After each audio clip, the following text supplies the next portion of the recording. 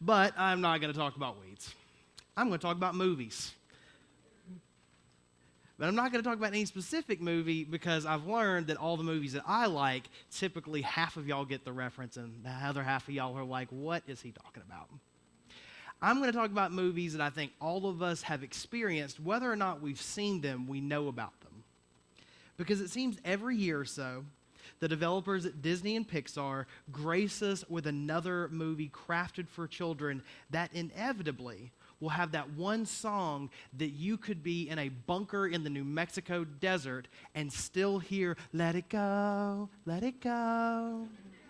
Right?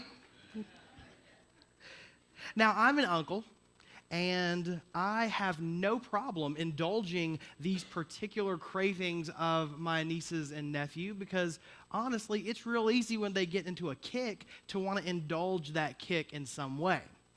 And I only have to listen to Let It Go or How Far I'll Go, whatever the Moana song is, for 30 minutes maybe. I don't have to deal with the everyday watching the movie 3 times over because the kid will not stop. But I have to say, there's something impressive about these movies. I mean, seriously, how is it that Disney has found the secret formula to where no matter where you go, you will hear Let It Go in every store, in every restaurant, all about the public sphere. And then when you think you're done with it, it ends up being on TV at least 3 times a day.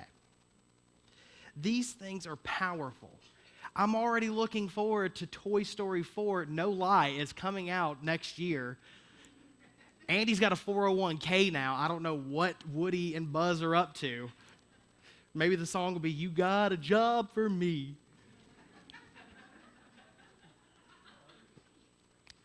I figured Chuck would have probably come up with that by now. These movies are great, and they're so effective at using these catchy like songs and this fun animation to tell stories about characters.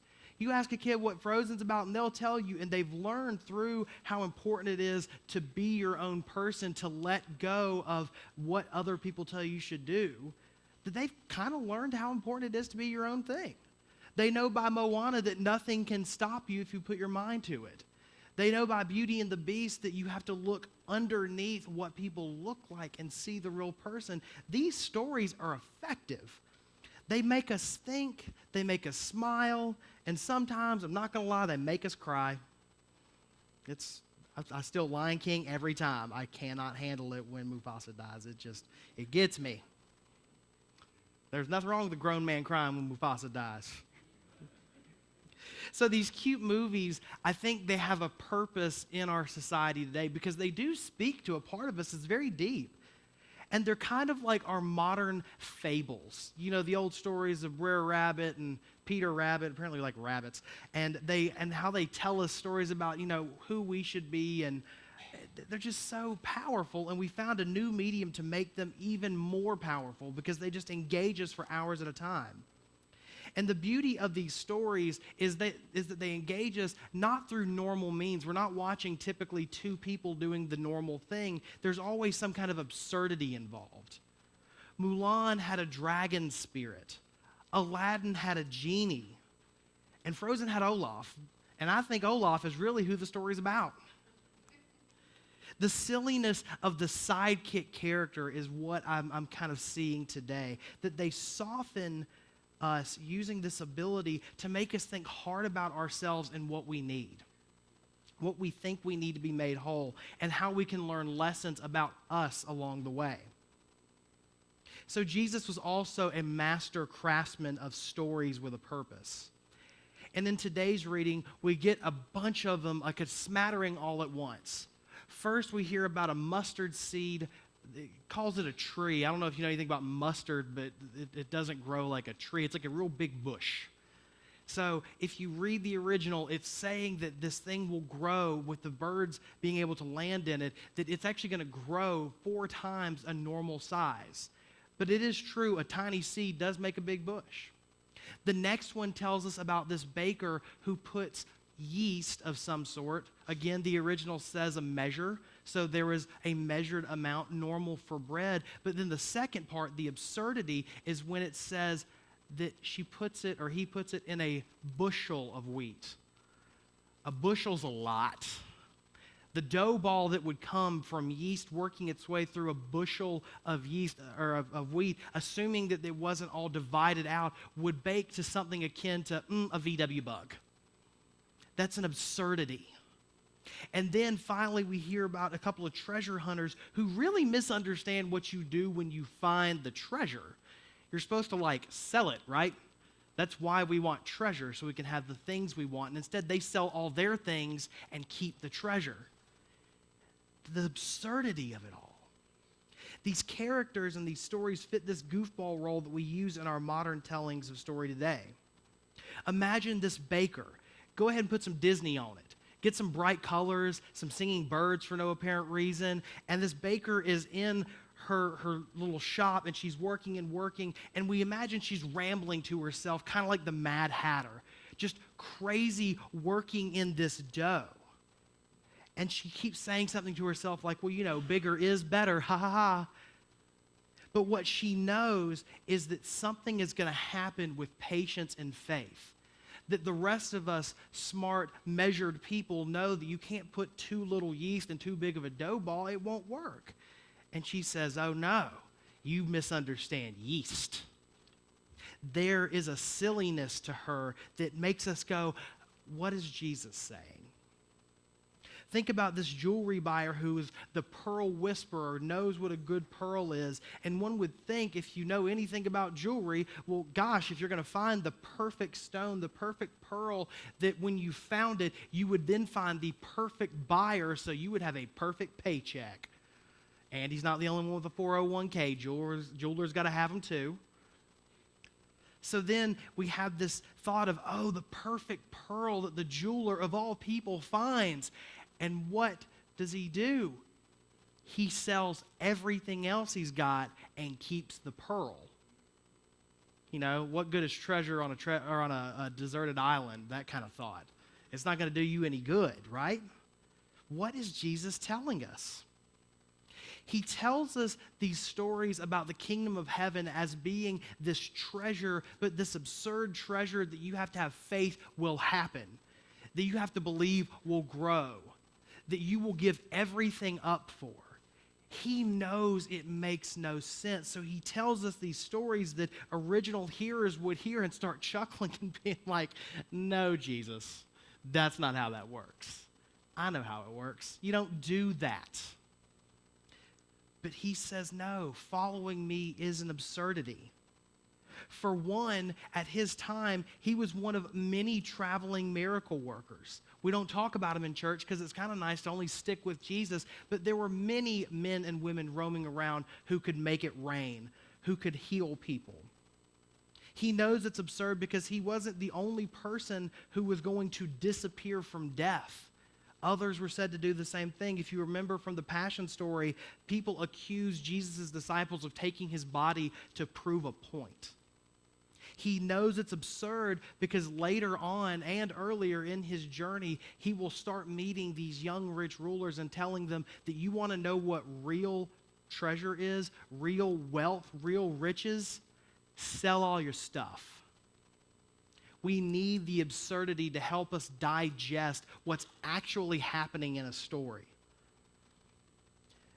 We have to believe in the absurd because a regular old guy is going to be the savior of the world. But we like the absurd, so we keep listening. So treasure in our children's stories always starts out as a chest full of money or a sword and a stone. Thankfully, in recent years, we found that there are more things to follow than those two things. But I'm thinking of the early Disney tales, literally the sword and the stone, or Aladdin. The goal is to find the gold. You want to get rich so that rich will make you happy. As we've learned, rich people actually statistically are not all that happy, but we don't know that. We still today look for ways to be richer, more secure. We think that will bring us happiness, and then we find out from Jesus that that's actually the opposite of what we want to do. And we find the same thing in these stories. We have little spirit dragons. We have a genie to say, I know you're looking for this, but you're actually going to find this. Aladdin wants the perfect life with the perfect wife. But then he finds out that he has the power to grant freedom to a friend who has long been locked up, literally and figuratively. We have stories like Frozen where someone's just trying to get away from it all, and she finds out through her friends that maybe getting away is not actually what she wanted. There's something beautiful about the simplicity of the absurd, that it makes us say, maybe the fool makes the better story. Maybe it's the fool who's actually the wise one teaching us the lesson. And I think that it's the absurdity to follow the will of Christ that we need to listen to today, to find the kingdom of heaven that others would give up everything for. We've done a good job of making the words of Jesus optional, or if we feel up to it. Or we keep them on Sunday because we think, well, I can put my life, my religious life in this box, and I can open this box whenever it's fitting for me to do so. That's the sensible thing. I can't live by Jesus' rules and by my own rules. My own rules tell me I need security. My own rules tell me I need to stick with my family and friends all the time and choose them over literally everything else. It's absurd to actually take Jesus at his word. But it doesn't mean that the foolish is still not worth trying for. I know that in this day and age, it's impossible for all of us to give up all of our riches. That would be 3 billion people deciding all at once to be ascetics. The sale of loincloths would just go way out there. No one could afford the meager clothing we're supposed to wear. And I don't know about y'all, but I'm not hipster enough to know how to sew yet. So I wouldn't be able to make my own clothes. So I'm not going to give up everything I own because I still need some of this. It's absurd to leave our family and friends behind to go tell others about Jesus because we're not going to have to walk that far to find people who don't really know him. So maybe we have to take these messages as the same kind of allegories that we think of when we watch movies. That maybe the treasure is something we're always going after, that it doesn't mean we have to follow it line by line, word for word, to still get somewhere closer to it. When Jesus says the kingdom of heaven is at hand, he means it's already here. It's your job to keep going with it. You don't have to stop everything to make sure that it shows up. That's not our job. Which brings me to the last section of what Jesus talks about. Because then after he does all these goofy, absurd stories that make people chuckle and go, you silly Jesus. And then he pulls out in good Gospel of Matthew fashion the section about the fishermen who were then sorting the fish to be burned versus the ones that are kept and ate. Ruh-roh. Jesus got serious all of a sudden. Because he knows that that is not our job. That if we push too hard to start looking for the kingdom of heaven, we get a little too zealous about it. We start judging other people and deciding who we think actually deserves the treasure too. So like all good biblical stories, there's a both and happening. That we should be foolish seeking the kingdom of heaven, but not so foolish to think we are indeed the gatekeepers of it. That is God's job. It's the angels who do the sorting. You simply need to make the story good. You need to send people on the way so they get caught in the net, and God will deal with those God will deal with. And he ties it all in a nice little bow in the end. The legal experts who have been taught in the ways of the disciple will get it. They will pull the treasure out. They will make sure that this is done right. We trust our legal experts who tell us our rules, and that's okay. But when it comes to the kingdom of heaven, we must follow a different set of rules. So the movement of this chapter in Matthew is beautiful in its simplicity and its childishness, and yet it evokes a whole collection of thoughts and responses. Like our favorite movies for kids, we're encouraged to be the hero and learn important lessons about what God wants out of us.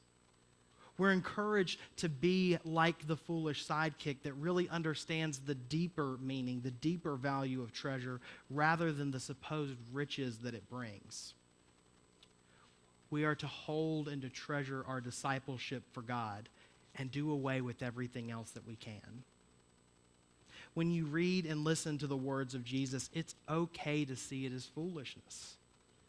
But instead of running from it or trying to make it not matter, embrace it. So I'll end with this image of King David, the anointed king of Israel, the one whom God chose to lead a people, the chosen people. And even he would take off his armor, take off his royal robes, stand plain in the streets, and dance and sing, because he too was foolish for God. And that's why I believe that fools make good stories.